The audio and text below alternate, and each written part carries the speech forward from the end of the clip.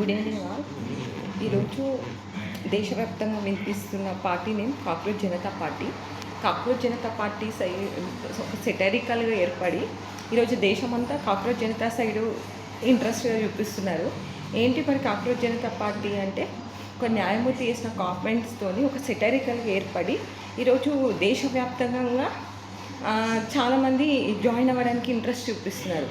అంటే ఈరోజు రాజకీయ పార్టీలు అనేటి ఎట్లా అంటే ఒక బిజినెస్ దందాలు చేస్తున్నాయి.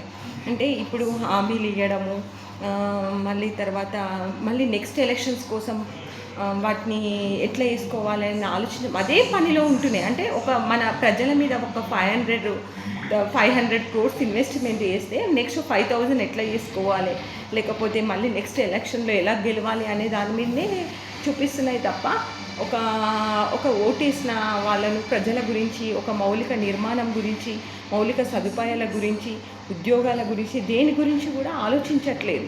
సో యూత్ అనే వాళ్ళను చాలా ఏంటంటే నిరుద్యోగము, పేదరికము, చాలామంది ఎన్నో మానసికంగా వేదనలు, అంటే స్కూల్ ఫీజులు, మిడిల్ క్లాస్ వాళ్ళైనా అందరికీ ప్రాబ్లంగా, ఎందుకంటే అన్ని ధరలు పెరిగిపోతున్నాయి, జీడిపి రేటు పెరిగింది. సో అంత సిస్టమ్ని స్టేట్ గవర్నమెంట్ అయినా అప్పుల్లోనే ఉంది, సెంట్రల్ గవర్నమెంట్ అయినా అప్పుల్లోనే ఉంది. సో అసలు చాలా కష్టంగా అవుతుంది. కానీ సిస్టమ్ని క్వశ్చన్ చేసే వాళ్ళు మాత్రం ఎవరు లేరు, అడ్జస్ట్ అవ్వడానికి రెడీగా ఉన్నారు. ఎందుకు? మన ప్రజలకు రాజ్యాంగం గురించి అవేర్నెస్ లేకపోవడం. అంటే ఒక క్వశ్చన్ చేస్తే మనల్ని ఎట్లా చేస్తున్నాయంటే రాజకీయ పార్టీలు ఎందుకంటే మనం ప్రజలలో కూడా అవేర్నెస్ రావాలి. ఎందుకంటే 326 ఆర్టికల్ ఓట్ ఫర్ రైట్ ఉంది. అంటే ఓటేస్తే క్వశ్చన్ చేసే హక్కు వస్తుంది. కానీ మనం బిర్యానీకి అమ్ముడు పోయిన తర్వాత, వాళ్ళు ఇచ్చే ఉచితాలకు అమ్ముడు పోయిన తర్వాత క్వశ్చన్ చేసే రైతులను ఓడిపోతున్నాం. సో అడగలేకపోతున్నాం. వాళ్ళు ఇచ్చే అప్పుడు అట్రాక్ట్ చేసే స్కీములకు మనం అట్రాక్ట్ అవుతున్నాం. కానీ ఇది డెమోక్రసీ, ఇందులో అందరికీ హక్కు ఉంది, ఈక్వాలిటీ 14 ఆర్టికల్ ఉంది, 326 ఓట్ ఫర్ రైట్ ఉంది, 21 ఆర్టికల్ స్వేచ్ఛగా జీవించే హక్కు ఉంది అనే విషయాలు, 19 ఆర్టికల్ భావ ప్రకటన హక్కు ఉంది అనే విషయం మనం మర్చిపోతున్నాం. ఎందుకంటే రాజ్యాంగం గురించి తెలియదు కాబట్టి. రాజకీయ పార్టీలన్నీ దందాలు చేసుకుంటూనే అసలు వాళ్ళు ఎంత కమర్షియల్గా అంటే ఘోరంగా తయారైంది. ఒక క్వశ్చన్ చేస్తే ఏమన్నంటే కాంగ్రెస్ పార్టీయా, అసలు ప్రతిపక్ష నాయకుడు అంటే ఎవరు, రూలింగ్ చేసే వాళ్ళు ఎవడు ఎంపీ అనేది కూడా యూత్కి తెలియట్లేదు, అంటే అర్థం అవ్వట్లేదు. అసెంబ్లీలు కూడా పర్సనల్గా, అంటే ప్రజాస్వామ్యంలో మనం కట్టే పన్నులతోనే ప్రతి ఒక్కటి నడుస్తుందనే విషయం కూడా ప్రజలకు తెలియట్లేదు. మనం రూపాయి కష్టపడి జిఎస్టీ రూపంలో, పన్నుల రూపంలో కడతా ఉంటే గవర్నమెంట్ విచ్చలవిడిగా యూజ్ చేసుకుంటుంది. కానీ ఆ సిస్టమ్ని క్వశ్చన్ చేసే వాళ్ళు మాత్రం ఎవరు లేరు. అది ఓన్లీ అంటే ఈ ఎంప్లాయ్మెంట్ ఒక పాలిటీ చదివిన వాళ్ళకు, ఒక చరిత్ర చదివిన వాళ్ళకు మాత్రమే తెలుస్తుంది. సో మనకెందుకులే అంటే మనది మిశ్రమ ఆర్థిక వ్యవస్థ, ఇటు ప్రైవేటీకరణము రాదు, ఇటు గవర్నమెంట్ కాదు, కార్పొరేట్ వ్యవస్థలో ఎక్కువ ఇంట్రెస్ట్ చూపిస్తున్నారు. ఒక స్కూల్ ఫీజులు పెరుగుతున్నాయి, అసలు దేని మీద కూడా క్వశ్చన్ చేయడానికి లేకుండా చేస్తున్నారు. కానీ ప్రజలు మాత్రం అడ్జస్ట్ అయ్యి హెల్త్లు పాడు చేసుకోవడము, ఇటు రైతులేమో అప్పుల పాలవ్వడము, అసలు నిరుద్యోగం పెరిగి యువత ఆత్మహత్య చేసుకోవడము, ఒక్కొక్కరికి మ్యారేజ్ కాలేక ఇంట్లో ఎన్ని సమస్యలు, ప్రతి వాళ్ళకి ఇటు స్కూల్ ఫీజులు, ఇటు పెళ్ళిళ్ళు భారంగా మారినాయి, ఇటు అన్ని భారంగా మారుతున్నాయి. ఎందుకు? దీనికి గల కారణం రాజకీయ వ్యవస్థ కాదా? పోనీ మనం ఎందుకు 326 ఆర్టికల్ ఓట్ ఫర్ రైట్ని అమ్ముకుంటున్నాం? తల్లి లాంటి ఓటును అమ్ముకొని దేశ చరిత్రను, రాష్ట్ర చరిత్రను, మన పిల్లల భవిష్యత్తును తాకట్టు పెట్టుకుంటున్నారు. మనకు కావాల్సింది వైద్యము, విద్య, ఉద్యోగము, వీటి మీద కాన్సన్ట్రేషన్ చేయట్లేదు.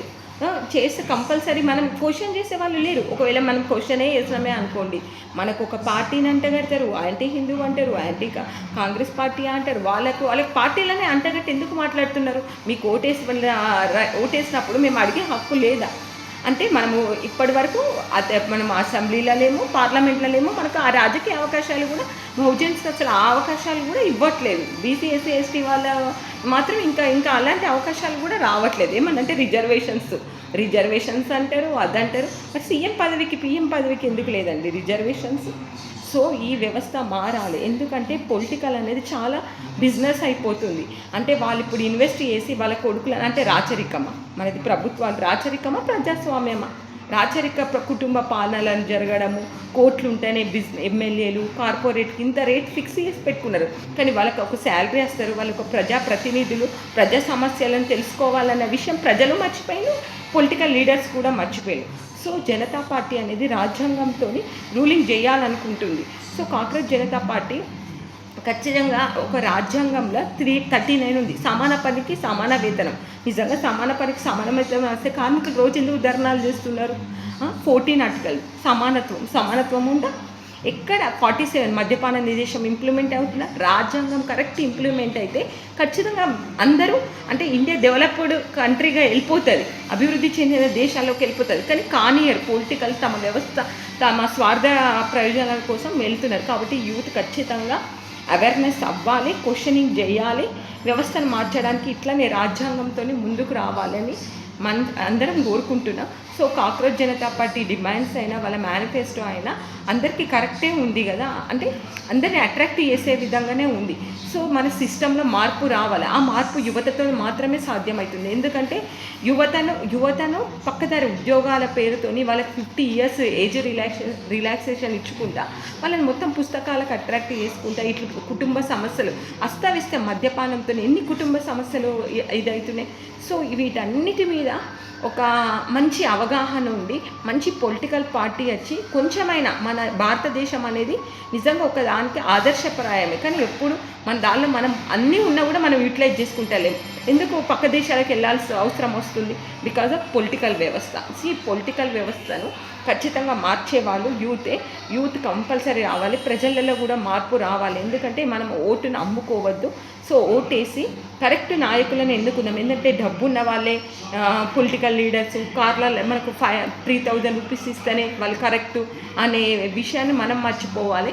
ప్రజల్లో తిరిగే వాళ్ళు కూడా ఉంటారు. కాబట్టి రాజకీయ ప్రక్షాళన అనేది కంపల్సరీ జరగాలి ఇప్పుడున్న వ్యవస్థలో. ఎందుకంటే చాలామంది ఘోరం అయిపోతుంది. ఇటు ప్రకృతి వైపరీత్యాలు కానీ ఇటు మనుషులు కానీ చాలా ఇదిగా మారిపోతున్నారు. కాబట్టి సో పొలిటికల్ ప్రక్షాళన అనేది ఇప్పుడు ఉన్న దానిలో చాలా అవసరము. సో కొత్త పార్టీ కూడా అవసరమే. సో రాజకీయాలను మార్చే అవసరం యూత్కు మాత్రమే ఉంది. సో నిరుద్యోగులని కాదు ఇంటలెక్చువల్స్ కూడా ఆలోచించాలి. ఎందుకంటే అబద్ధాలే కాదు నిజాలు కూడా ట్రెండింగ్లో ఉండాలి.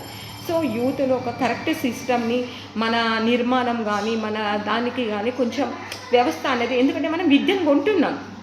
ఒకప్పుడు చదువుకొని ఇది కావాలి అది కొని, కానీ కరప్షన్ అనేది ఎక్కువ అయిపోయింది. అన్ని సీట్లు కొన్న తర్వాత అతని సిస్టమ్ని ఏం మారుస్తారండి? కరప్షన్ చేయట్లనే ముందుంటున్నాడు. కానీ ఎవ్వరు కూడా వ్యవస్థను అస్తవ్యస్తంగా తయారవుతుంది. సో దీని మీద కూడా కరప్షన్ లేకుండా ప్రతి ఒక్కరికి అన్నీ అందుబాటులో ఉండేటట్టు అందరికీ సమాన విద్య సమాన అవకాశాలు 14వ ఆర్టికల్ ఇంప్లిమెంట్ అయ్యేటట్టు రాజ్యాంగ ప్రకారం అయితే రూలింగ్ అనేది రావాలి. వాళ్ళు వచ్చిన రోజే అందరి లైఫ్స్ బాగుంటాయి. సో డిస్క్రిమినేషన్ అనేది ఖచ్చితంగా ఉంది ఇప్పటికీ కూడా.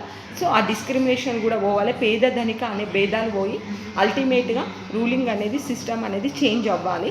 సో సమాన్యాయం సమాన విద్య సమాన అవకాశాలు సామాజిక ఆర్థిక న్యాయ విషయంలో అందరికీ అందేలా చూడాల్సిన బాధ్యత గవర్నమెంట్కి ఉంది. సో గవర్నమెంట్ మాత్రం అంత డైవర్షనే చేస్తుంది.